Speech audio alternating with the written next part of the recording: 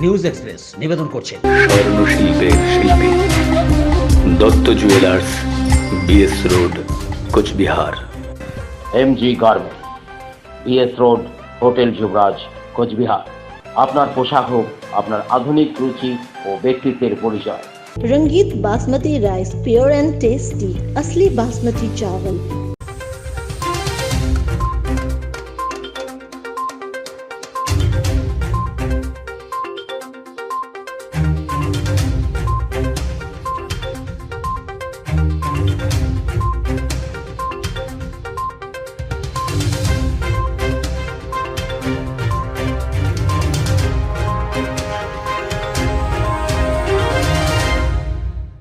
নমস্কার, সবাইকে স্বাগত নিউজ এক্সপ্রেসে। আমি আপনাদের সঙ্গে বিপাশা। শুরুতেই চোখ রাখবো হেডলাইন্সে। 55 বছর পর নতুন রেল করিডোর চিলাহাটি হলদিবাড়ি রেলপথ চালু হলো বৃহস্পতিবার।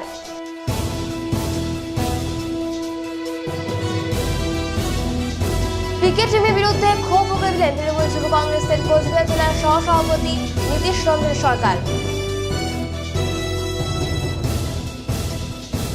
রাঙাপানিতে চিতাবাঘের আক্রমণের ঘটনায় আহত বহনকারী সহ একাধিক।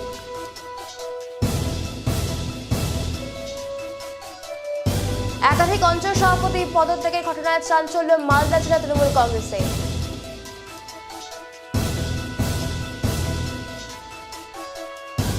শিলিগুড়িতে আয়োজিত হল বঙ্গধ্বনি যাত্রা। এবার আসছি বিস্তারিত খবরে। 55 বছর পর বাংলাদেশ ও ভারতের নতুন রেল করিডোর চিলাহাটি হলদিবাড়ি রেলপথ বৃহস্পতিবার চালু হলো।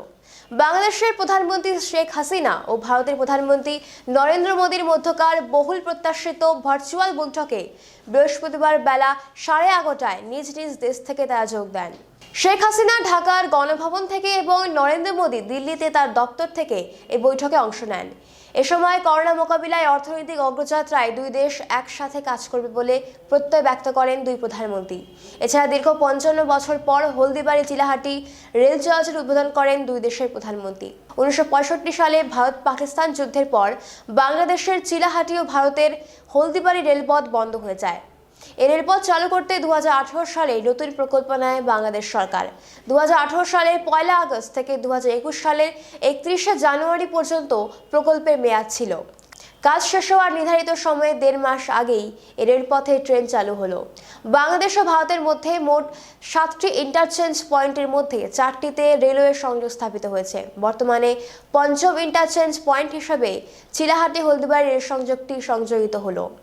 চিলাহাটি বর্ডার রেলপথটি চালু হওয়া বাংলাদেশের মোংলা পোর্ট এবং উত্তর ও দক্ষিণ পশ্চিমাঞ্চলের সঙ্গে ভারতের উত্তর পূর্ব অংশ, নেপাল এবং ভুটানের মধ্যে আমদানি ও রপ্তানি কার্যক্রম পরিচালনার জন্য যোগাযোগ অবকাঠামো মানোন্নয়নের মাধ্যমে বাণিজ্যিক কার্যক্রম জোরদার হলো। ঢাকা থেকে হাবিবুর রহমানের রিপোর্ট।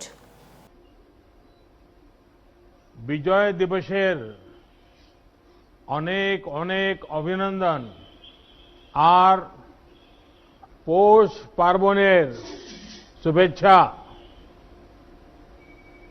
आज सारी दुनिया वर्चुअल समिट्स कर रही है, लेकिन आपके और मेरे लिए ये माध्यम नया नहीं है।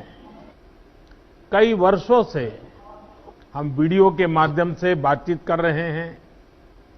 कई बार हमने वीडियो के माध्यम से प्रोजेक्ट को लॉन्च और इनॉग्रेट भी किया है। एक्सेलेंसी, विजय दिवस के तुरंत बाद आज की हमारी मुलाकात और अधिक विशेष महत्व रखती है।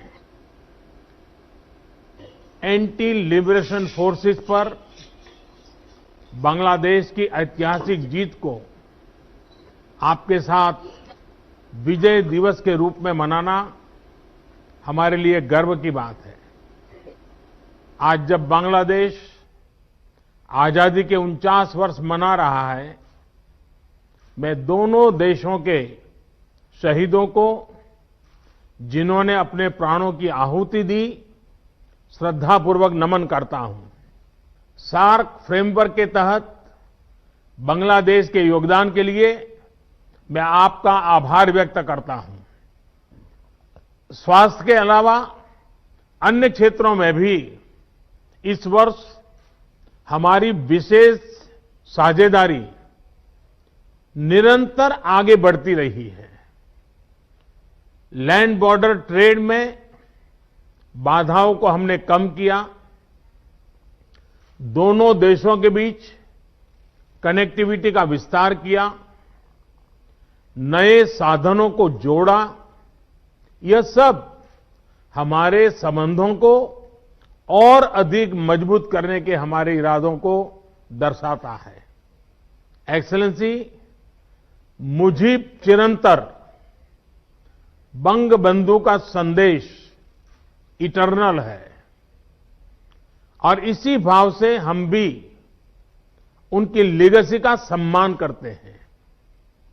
आपके उत्तम नेतृत्व में बंग बंधु की लेगेसी स्पष्ट रूप से झलकती है।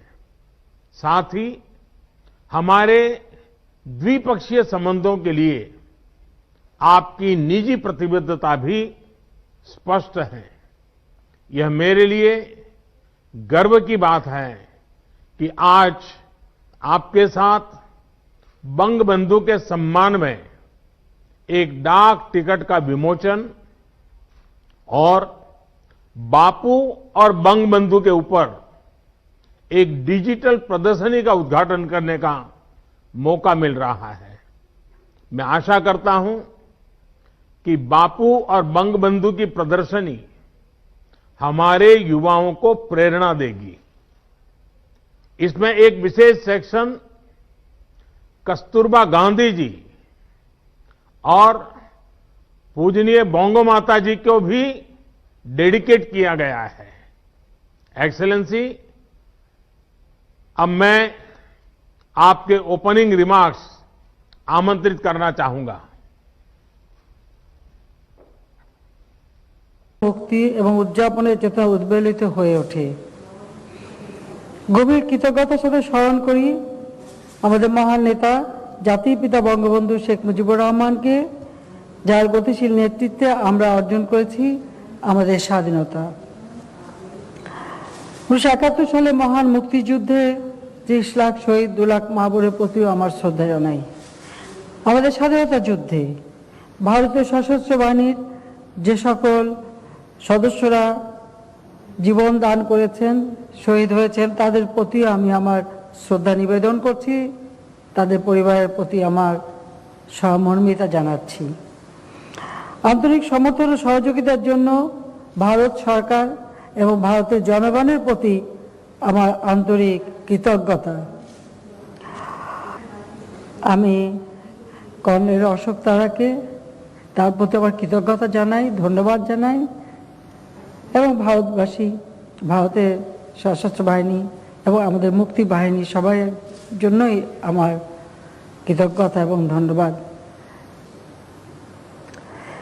এর অন্যতম উদাহরণ হলো চিলহাটি হলদিবাড়ি রেল সংযোগ পুনরায় চালু করা, যা আমরা আজ উদ্বোধন করব। মাননীয় প্রধানমন্ত্রী, আমাদের সম্পর্ক একটি যুগান্তকারী মুহূর্ত অতিক্রম করছে। একটি স্বাধীন জাতি হিসেবে বাংলাদেশ 50 বছর পূর্তি উদযাপন করতে যাচ্ছে।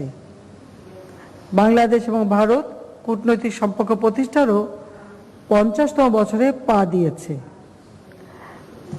এছাড়া আমরা জাতির পিতা বঙ্গবন্ধু শেখ মুজিবুর রহমানের জন্ম শতবার্ষিকী উদযাপন করছি। মাত্র কয়েক মাস আগে আপনাদের জাতির পিতা মহাত্মা গান্ধীর 150তম জন্মবার্ষিকী আমরা উদযাপন শেষ করেছি। বাংলাদেশে আমরা বাপুজির প্রতি শ্রদ্ধা নিদর্শন হিসেবে একটি বিশেষ ডাক টিকিট অবমুক্ত করেছি। আমরা আজ বঙ্গবন্ধু শেখ মুজিবের সম্মানে ভারতের ডাক বিভাগের একটি স্ট্যাম্পের উদ্বোধনও করব। তৃণমূল যুব কংগ্রেসের কোচবিহার জেলার সহসভাপতি নীতিশ রঞ্জন সরকার পিকে চিমের বিরুদ্ধে ক্ষোভ উগরে দিলেন। নীতিশ রঞ্জন সরকার বলেন, জননেতা শুভেন্দু অধিকারী তিনি যেদিকে যাবেন সেদিকেই তারা যাবেন এবং নিজেকে শুভেন্দু অধিকারী অনুগামী বলেও পরিচয় দেন। এর সাথে তিনি কোচবিহার পৌরসভার প্রশাসক ভূষণ সিং মুখ্যমন্ত্রীর সভা মঞ্চে স্থান পাননি, তার বিরুদ্ধেও ক্ষোভ উগরে দেন তিনি। এই বিষয়ে কোচবিহার জেলা তৃণমূলের যুব কংগ্রেসের সহ-সভাপতি নীতিশ রঞ্জন সরকার কি জানিয়েছেন শুনবো আমরা। জেলার উদয়নদার থেকে শুরু করে বিনয়দা, ভূষণদার থেকে শুরু করে আব্দুল জলিল আহমেদ, প্রত্যেকের সাথে আমার সুসম্পর্ক, প্রত্যেকে আমাকে স্নেহ করে এবং নিজের ছোট ভাইয়ের মতো আমাকে ভালোবাসে। আমাদের যে এখন যুব সভাপতি অভিজিৎ ভৌমিক, তিনিও আমাকে ছোট ভাইয়ের মতন ভালোবাসে। কিন্তু ইদানিংকালে দেখা যাচ্ছে পার্টি অফিসে যখন যাই, ক্রিকেট টিমের বাচ্চা বাচ্চা ছেলে যারা বাংলা ভাষা জানে না, বাংলা কথা বলতে পারে না, হিন্দিতে কথাবার্তা বলে, তারা নতুন নতুন রণনীতি তৈরি করতেছে, নতুন নতুন ইনস্ট্রাকশন দিচ্ছে। আমার পক্ষে সেই নীতি মানা সম্ভব না। এটাতে আমি নিজে অপমানিত বোধ করি, আমার ভালো লাগে না সেটা। যেটা পার্টি অফিসের অনেকেরই অপছন্দ, কেউ বলতে পারছে না, আমি বললাম ওদের ইনস্ট্রাকশন আমার পক্ষে শোনা সম্ভব না। 2 নম্বর কথা, শুভেন্দুদার সাথে আমার ব্যক্তিগত সম্পর্ক দীর্ঘদিনের। সেপ্টেম্বর মাসের 18 তারিখে আমরা যাই, 18 তারিখে আমরা যাই এবং পরিবহন দপ্তরে দাদার সাথে আমাদের অনেক কথাবার্তা হয়। প্রতিনিয়তই আমাকে ফোন করে, সপ্তাহে তো মিনিমাম একদিন আমার সাথে ফোনে কথাবার্তা হয়। বক্তব্য দাদা যেদিকে যাবে সেদিকেই থাকবে। দাদার সাথে আমরা আছি। এখন দাদা তো অনেক উঁচু লেভেলের নেতা, গণ আন্দোলন থেকে উঠে আসছে একটা বিশাল মাপের জননেতা। এখন দাদা কি করবে এখনো পর্যন্ত জানা যায়নি। আপনি এখন যে পদে আছেন সেই পদ থেকে কি পদত্যাগ করবেন? এখন যদি দল চায় পদ থেকে, যদি দল বের করে দিয়ে দিবে, আমার সাথে আসবে। পদ নিয়ে কি হবে? মূল্যায়ন নাই, পার্টি অফিসে গেলে পরে কোনো কথাবার্তা নাই। আর ভূষণ সিং আমাদের চেয়ারম্যান মিউনিসিপ্যালিটি কুচবিহারের প্রশাসক, কুচবিহার পৌরসভার 1 নম্বর নাগরিক, তার স্টেজে জায়গা হচ্ছে না। এটা কি হচ্ছে না হচ্ছে তৃণমূল ছাড়া আমি ক্রিকেট টিমের থেকে চাপ মুক্ত। ক্রিকেট টিমের যে চাপ, ক্রিকেট টিমের যে কথাবার্তা, ইনস্ট্রাকশন, যে রণনীতি তৈরি করা, এইসবের মধ্যে আমরা নাই। আমার সাথে দাদার খুব ভালো সম্পর্ক, আমার সাথে শুভেন্দুদার সাথে প্রতিনিয়ত ফোনে কথা। দিদি তো আপনাদের নেতৃত্ব বসিয়েছে ওনাকে, পিকেপি প্রশান্ত না, প্রশান্ত কিশোরকে দিদি বসিয়েছে না অভিষেক বন্দ্যোপাধ্যায় বসিয়েছে না কে বসিয়েছে সেটা আমার জানা দরকার নেই। আমার বক্তব্য হলো, আমি এবং আমার যত ছেলেপেলে আছে, আমরা ক্রিকেট টিমের কোনো কথাবার্তা শুনবো না। আমরা দল করতাম, আব্দুল জলিল আহমেদ আমাদের হুইপ দিত, এইখানে যেতে হবে, ওইখানে যেতে হবে, এই পঞ্চায়েত নির্বাচন, ওই নির্বাচন, বিনয়দা ফোন করে ডাকতো, চলে যেতাম। হলদিবাড়ি প্রোগ্রাম যেখানে সেখানে চলে যেতাম। কিন্তু এদের ইনস্ট্রাকশন, এদের তো কোনো ইনস্ট্রাকশনই নেই। তৃণমূলে থাকলে তো আপনাকে শুনতেই হবে ক্রিকেট টিমের কথা। তাহলে তৃণমূলে থাকবো না। আচ্ছা, পরিষ্কার কথা, ক্রিকেট টিমের কথাবার্তা আমি শুনবো না। শুভেন্দু আসি পরে খবরে। শিলিগুড়ি মহকুমা পরিষদের অন্তর্গত ফাঁসি দেওয়ার রাঙাপানির শিমুলতলা গ্রামে এক বাড়িতে ধান মজুত করা ঘরে লুকিয়ে থাকে চিতাবাঘ। বাড়িতে সেই সময় কোনো ব্যক্তি উপস্থিত ছিল না, সেই সুযোগেই বাড়িতে আশ্রয় নেয় চিতাটি। খানিক বাদে বাড়ির মালিক উপস্থিত হলে অন্ধকারে চিতাবাঘকে বিড়াল ভেবে বসে, আর সেখানেই ঘটে বিপত্তি। উনুন ধরিয়ে ধান সেদ্ধ করতে গেলেই চিতাবাঘটি হামলে পড়ে ওই ব্যক্তির ওপর। ঘটনায় ব্যাপক চাঞ্চল্য ছড়ায় গোটা এলাকায়। চিতাবাঘ কামড়ে ধরে বেশ কয়েকজনকে, লাঠি পেটাও চলে। শেষমেশ চিতাবাঘটিকে অচৈতন্য করতে গিয়ে মৃত্যু হয় চিতাবাঘটির। এই ঘটনায় পাশের বাড়ি আরো 2 জনকে জখম করে চিতাবাঘটি। আহত 3 জনের মধ্যে 2 জনকে উত্তরবঙ্গ মেডিকেল কলেজ ও একজন এই ঘটনায় পাশের বাড়ি আরো 2 জনকে জখম করে চিতাবাঘটি। আহত 3 জনের মধ্যে 2 জনকে উত্তরবঙ্গ মেডিকেল কলেজ ও হাসপাতালে, বাকি একজনকে মাটিগাড়ে একটি বেসরকারি হাসপাতালে স্থানান্তরিত করা হয়। মোট আহতের সংখ্যা 6, যার মধ্যে রয়েছে উত্তরবঙ্গের স্পেশাল টাস্ক ফোর্সের আধিকারিক সঞ্জয় দত্ত সহ একাধিক বনকর্মী। খবর পেয়ে ঘটনাস্থলে পৌঁছায় বন দপ্তরের আধিকারিকরা। খানিকক্ষণ তল্লাশি চালিয়ে বন দপ্তর জালে আটক করে চিতাবাঘটিকে। শোনা যায় গুলি চালানোর শব্দ। ঘটনাস্থলে মৃত্যু হয় চিতাবাঘটির। এরপর গ্রামবাসীরাই কাঁধে করে মৃত চিতাবাঘটিকে বনকর্মীদের গাড়িতে উঠিয়ে দেয়। জানা যায় এক বনকর্মী সহ আরও বেশ কয়েকজন আহত হন এই ঘটনায়। খবর পেয়ে বনকর্মী এবং উত্তরবঙ্গের স্পেশাল টাস্ক ফোর্স সেখানে পৌঁছায়। ট্রাঙ্কুলাইজ করার সময় আক্রমণ করে চিতাটি, সেই কারণেই নিজেদেরকে বাঁচাতে গুলি চালাতে হয় বলে দাবি বন বিভাগের। আহত বনকর্মীকে নিকটবর্তী বেসরকারি হাসপাতালে নিয়ে যাওয়া হয় বলে দাবি করেছেন বন বিভাগের কর্মীরা।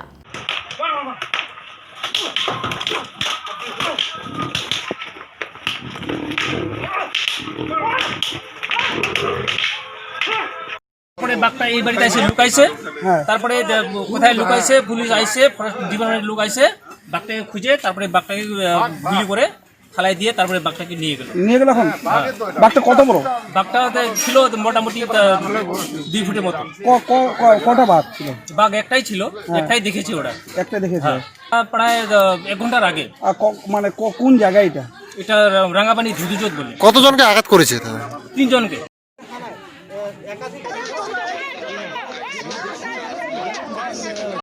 তো ড্রেসিং করে এখন ছেড়ে দিচ্ছে। হ্যাঁ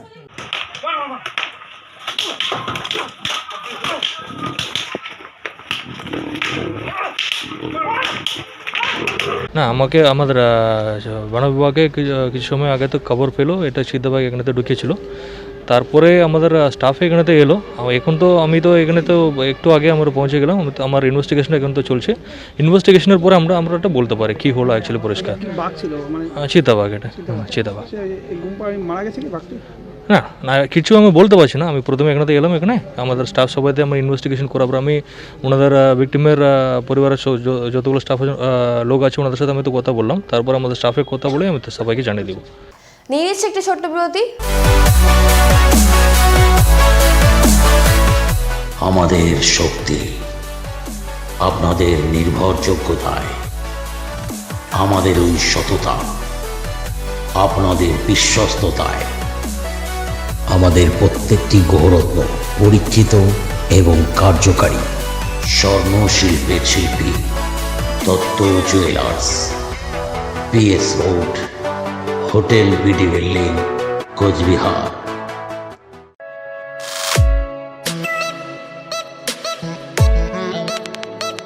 MG garments winter sale offer. Ladies চুড়িদারের ওপরে 50% ছাড়, জিন্স প্যান্টের ওপরে 50% ছাড়, লেডিস টপের ওপরে 50% ছাড়, মেয়েদের ফ্রকের ওপরে 30% ছাড়, শীত বক্সের ওপরে 10% ছাড়। MG garments, Biswasingha road, hotel Yubaraj, Cooch Behar.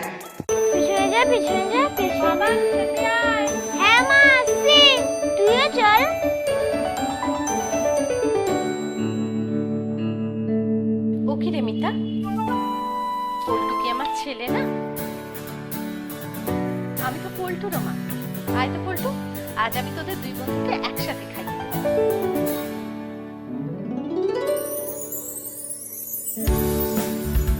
আজ আমি পুরো পরিবারের জন্য রেঁধেছি রঙ্গিত চালের পোলাও। রঙ্গিত রাইস, বাংলার ঘরে ঘরে মা অন্নপূর্ণার আশীর্বাদ। সবার সন্তান যেন থাকে দুধের হাতে। ফিরে এলাম বিরতির পর। একাধিক অঞ্চল সভাপতির পদত্যাগের ঘটনায় চাঞ্চল্য ছড়ালো মালদা জেলা তৃণমূল কংগ্রেসে। শুরু হয়ে গেছে মালদা জেলা তৃণমূল কংগ্রেসের ভাঙন। 6টি অঞ্চল কমিটির সভাপতিরা সভাপতি পদ থেকে পদত্যাগ করলেন। গণহারে পদত্যাগের ফলে চাঞ্চল্য তৃণমূল কংগ্রেসের অন্দরে। বুধবার মুখ্যমন্ত্রীর সভা শেষ হবার সাথে সাথেই কোচবিহার পুরসভার প্রশাসক ভূষণ সিং গুরুতরভাবে অভিযোগ তোলেন। ইতিমধ্যে শুভেন্দু অধিকারী তার মন্ত্রিত্ব ও বিধায়ক পদ থেকে পদত্যাগ করেছেন। সেই সাথে শুভেন্দু অধিকারী সম্প্রতি দিল্লি যাচ্ছেন, সম্ভবত তিনি বিজেপিতে যোগদান করবেন বলে সূত্রের খবর। 2021 বিধানসভা নির্বাচনের প্রাক্কালে রাজ্য জুড়ে দলত্যাগের ঘটনায় যথেষ্টই চাঞ্চল্য ছড়িয়েছে রাজ্য রাজনীতিতে। সভাপতি হলো কেউ যুবই ছিল, কেউ ছিল, ওদের আশা ছিল নতুন যে কমিটি আছে, কারণ আমাদের দল নির্দেশ দিয়েছে, আপনারা জানেন জেলা সভাপতি থেকে শুরু করে লোকসভায় খারাপ রেজাল্টের পর জেলা সভাপতি থেকে ব্লক সভাপতি, অঞ্চল সভাপতি সব পরিবর্তন হয়েছে এবং অনেক লোক যোগদান করেছে। এরা 3-4 ছেলেপেলা যারা আছে তারা ভাবছিল যে সভাপতি হয়েছে সেও নতুন, সেও কংগ্রেস থেকে এসছে, আমাদের দলে যোগদান করেছে, তার যোগ্যতা অনুযায়ী রাজ্য সভাপতি করেছে। তাকে ভয় দেখিয়ে তারা ওই অঞ্চলগুলো সভাপতি হওয়ার চেষ্টা করছিল। আর বিগত দিনে ওরা কেউ সভাপতি ছিল না, সভাপতি কোনো কাগজ নেই, অন্য কেউ সভাপতি। নতুন সভাপতির নাম আমাদের চলে গেছে, এটা দেখে ওরা বাজার গরম করার জন্য করছে। এটা নিয়ে দল কোনো চিন্তিত না।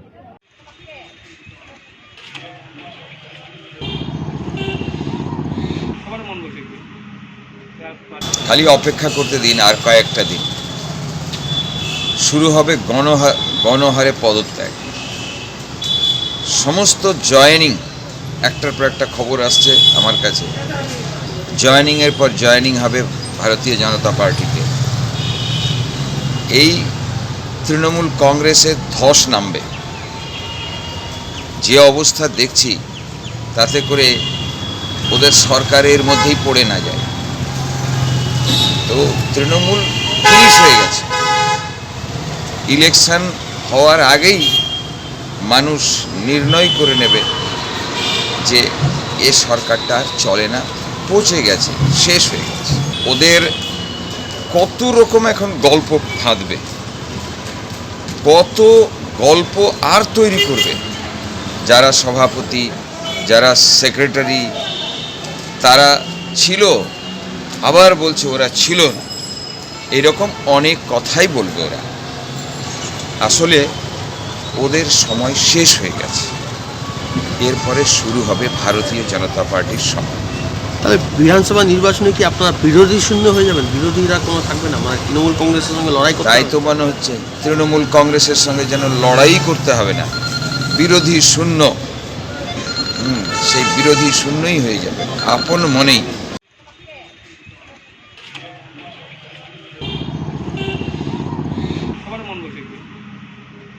আমরা দীর্ঘদিন ধরে আমাদের জননেত্রী মমতা বন্দ্যোপাধ্যায়ের সৈনিক হিসাবে তৃণমূল দলে কাজ করি। বিগত দিনে এই অঞ্চলে এই ব্লকের সভাপতি আমরা দেখেছি, যেমন ফাইজুদ্দিন বাবু থেকে শুরু করে সুনীল বর্মন মহাশয়, সুনীল বর্মন থেকে অমল কিস্কু, বিভিন্ন সভাপতিরা যখন এখানকার দায়িত্ব পেয়ে কাজ শুরু করেন, ব্লক কমিটি এবং অঞ্চল কমিটি যে গঠন প্রক্রিয়া শুরু হয়, তখন কিন্তু আমরা যারা অঞ্চল বা ব্লকের যারা কাজকর্ম করি, তো বিভিন্ন আলোচনার ভিত্তিতে, বিভিন্ন মূল্যায়নের ভিত্তিতে যার নেতৃত্বে আমরা কাজ করব, এমন নেতাকে নির্বাচন করা হয় যারা আমাদের সাথে পাশে লড়াইয়ের সঙ্গে আমাদের মাথার উপরে শিরোমণি হিসেবে কাজ করবে। তো বর্তমান যিনি নবনির্বাচিত সভাপতি হয়েছেন, যিনি তৃণমূলের সব স্তরের নেতাকে কর্মীকে এখনও চেনেন না, এক। 2 নম্বর হচ্ছে এই যে আগামী দিনে অঞ্চল কমিটি গঠন করতে যাচ্ছেন বা অঞ্চল কমিটি গঠন করবেন বা ব্লক কমিটি গঠন হবে, আমরা যারা তৃণমূল কংগ্রেসের অন্ধ সৈনিক, যারা তৃণমূল কংগ্রেসটাকে দায়িত্ব করি আর কি, তো তাদেরকে পুরো অন্ধ করে রেখে কিছু মানে ব্যবসাভিত্তিক মানুষকে সাথে নিয়ে যারা দলটাতে উড়ে এসে বসেছে, আগামী দিনে তারা দলে থাকবে কিনা সন্দেহ আছে, তাদেরকে নিয়ে এখানে কমিটি ফর্ম করছে বা করবে এরকম একটা আছে। তো আমরা এই কমিটি ফর্মটা মানব না। শিলিগুড়িতে আয়োজিত হলো বঙ্গধ্বনি যাত্রা। আসন্ন 21শে বিধানসভা নির্বাচনে আর বাকি বেশ কয়েকটা মাস, তার মধ্যে রাজ্যে চলছে দল বদলের পালা। অন্যদিকে তৃণমূল কংগ্রেসের পক্ষ থেকে 10 বছর ধরে বর্তমান শাসক দল রাজ্য সরকার রাজ্যবাসীর জন্য কি করছে সেই খতিয়ান তুলে ধরতেই সারা রাজ্যের পাশাপাশি বৃহস্পতিবার তৃণমূল কংগ্রেস সমতলের পক্ষ থেকে বর্ণাঢ্য শোভাযাত্রার মাধ্যমে শিলিগুড়ি পুর নিগমের 13 নম্বর ওয়ার্ডের বাসিন্দাদের কাছে পৌঁছে রাজ্য সরকারের বিভিন্ন প্রকল্পের কথা জানান দেয়। আমরা 13 নম্বর ওয়ার্ড থেকে এই বঙ্গধ্বনি যাত্রা শুরু হয়েছে। আমাদের রাজ্যের মাননীয় মুখ্যমন্ত্রী মমতা বন্দ্যোপাধ্যায়ের নির্দেশে আজকে আমরা আমাদের 13 নম্বর ওয়ার্ডে মানুষের বাড়ি বাড়ি যাচ্ছি, রাস্তায় পরিভ্রমণ করছি। আমরা আজকে সুন্দর একটা প্রভাত ফেরির মাধ্যমে আজকে সাধারণ নাগরিককে আমরা এই যে আজকে আমাদের রাজ্য সরকার যে 10 বছরের যে রিপোর্ট কার্ড কী কাজ করেছে তার টোটাল হিসেব আমরা একটা রিপোর্ট কার্ডের মাধ্যমে আমরা রিপোর্ট কার্ড সবার কাছে পৌঁছে দিচ্ছি। এই রিপোর্ট কার্ডের মাধ্যমে সাধারণ মানুষকে আমরা বোঝাতে চাইছি যে এই 10 বছরে এই পশ্চিমবঙ্গের এই মাননীয় মুখ্যমন্ত্রী কী কাজ করেছে তার একটা উদাহরণস্বরূপ আমরা মানুষের কাছে পৌঁছে দিতে চাই। আমরা মানুষ কিন্তু সকাল থেকে আমাদের যে ওয়ার্ড অফিসগুলো, সেই ওয়ার্ড অফিসগুলো ভিড় করছে ফর্ম ফিল আপের মাধ্যমে, যাতে এরা সঠিকভাবে 5 লাখ টাকা পর্যন্ত স্বাস্থ্যসাথীর পায়, সুবিধা পায়, যাতে ট্রিটমেন্ট করতে গেলে বড় বড় নার্সিংহোম থেকে আরম্ভ করে সমস্ত জায়গায় এই সুবিধা কিন্তু আর অন্য কোনো রাজ্যে আপনি এই সুবিধাগুলো পাওয়া যাচ্ছে না। শেষ করার আগে হেডলাইন্স আরও এক। 55 বছর পর নতুন রেল করিডোর চিলাহাটি হলদিবাড়ি রেলপথ চালু হলো বৃহস্পতিবার।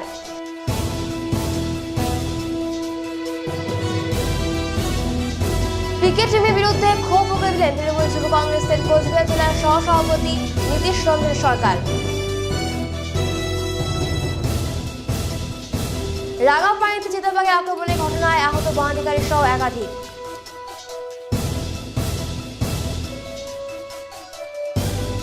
অঞ্চল সভাপতি পদত্যাগের ঘটনায় চাঞ্চল্য মালদা জেলা তৃণমূল কংগ্রেসে।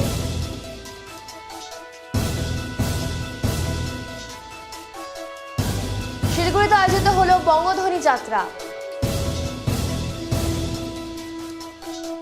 এখন এখনকার মতো এই পর্যন্তই। পরবর্তী আপডেটের জন্য নজর রাখুন ডিজিটাল বাংলা পর্দায়। আগে ভাগে সবার আগে।